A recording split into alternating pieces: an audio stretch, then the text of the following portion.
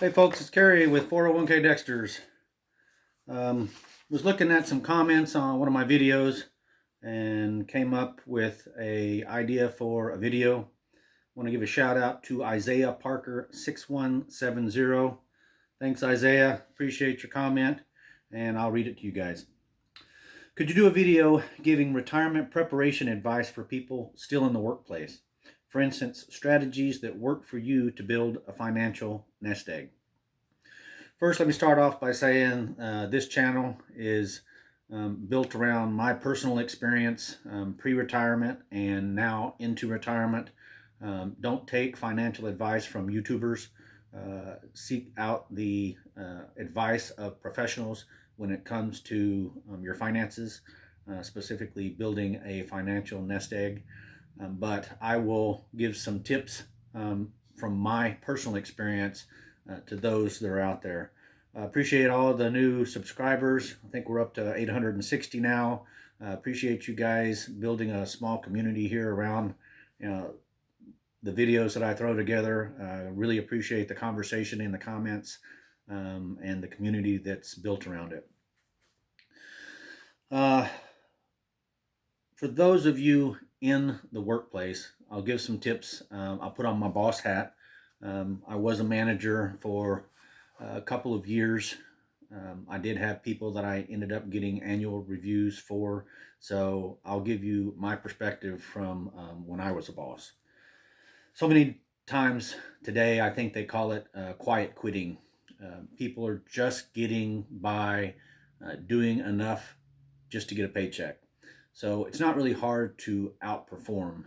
In fact, when I transferred down from Colorado Springs to Texas and started my new job down here at this facility 17 years ago, after about 2 or 3 years on the job, I had made a couple promotions, and I was sitting down in one of my annual reviews with my boss, and I flat up told him, I said, it's not hard to outperform people at work because so many people are just doing what they need to get by to get a paycheck instead of giving that little extra effort.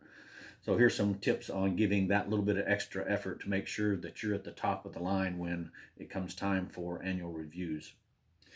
Take on extra work. I know you think your plate is full, but you can always give a little bit of extra work, do a little bit more to get noticed and to be that person that the boss keeps his eye on, keeps her eye on for that next promotion or that next special project that will get you to a position where you can make higher pay, get better wages, get a better position.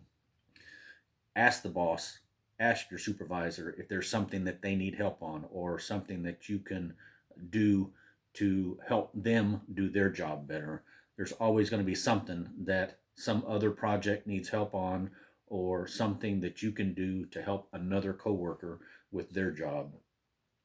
Take on more responsibility. If there's a position or a job or a task that other people don't like doing, be that person that will pick that up and run with it and get noticed. Look for promotions. If it's not within your department or within your company, look for a different job that pays a little bit better, a different position that provides better growth opportunity and thereby a higher wage to get you to that next level so you can contribute more to your retirement plan and build your wealth faster.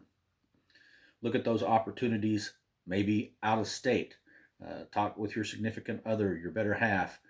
Make sure that they're on board, that those opportunities that come at different companies or potentially in different locations will benefit all of you in the long run. Make saving when you do save hurt.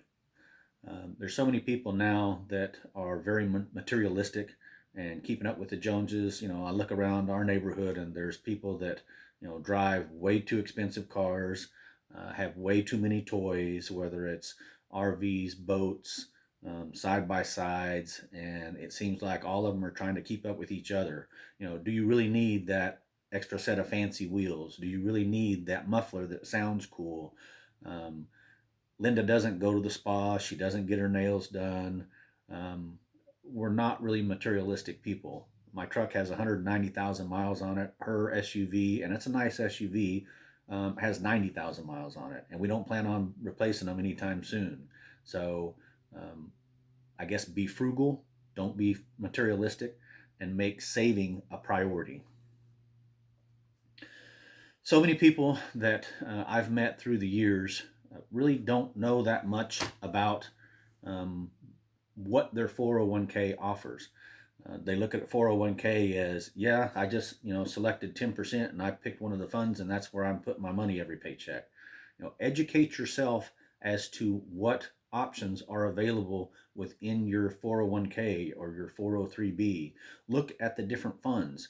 If you choose a um, large cap stock fund, what stocks are you buying? What companies are you investing in by selecting that large cap fund or that mid cap or that small cap?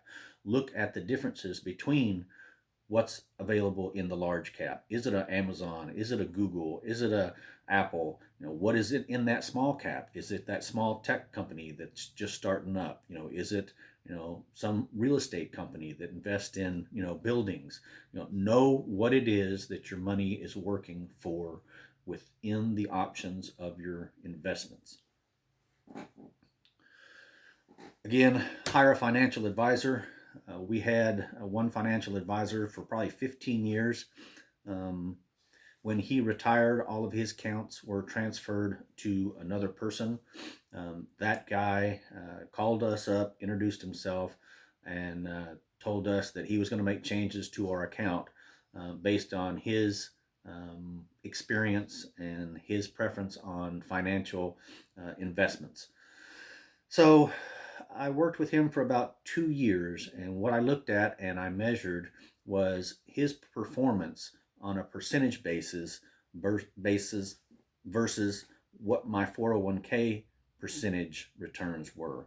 So it didn't have anything to do with how much money was in either account. It was strictly the returns that we were getting from how he was investing our money and how I was investing money in my 401k. When I came to the realization that my 401k percentage returns were outperforming his percentage returns, I knew it was time to move on. So I started looking around. I found Jazz Wealth, Dustin Tibbetts. He's on YouTube, Jazz Wealth Managers. I really enjoyed how Dustin educated not only his YouTube audience, but also his clientele. He's not about you having $600,000 and coming to him and wanting to open an account. He doesn't care if you just start with $1,000. He wants to help you understand what it is that you need to do to be financially knowledgeable to accomplish your goals. You can sit down and you can talk with a financial advisor, share with him what your goals are, how you want to attain those goals, and let him show you the vehicles that will get you to your destination. And again, let me harp on it. Make retirement a goal. Too many people nowadays look at retirement as just something that happens. Make sure that you prioritize it. Educate yourself about what options are available to you in your investments, in your 401ks. Talk to a financial advisor and perform better at your job. Be that person that people look to problem solve, to help out, and make sure that your supervisor, boss, and management team knows that they can depend on you to get stuff done, and you'll be that person that gets notified, that gets recognized and rewarded. All right, hope this helps. Again, shout out to Isaiah Parker 617170 for the comment. Hope this helps you, Isaiah, and is some good information and entertainment for you guys. Y'all have a good week. Gary with 401k Dexters, out.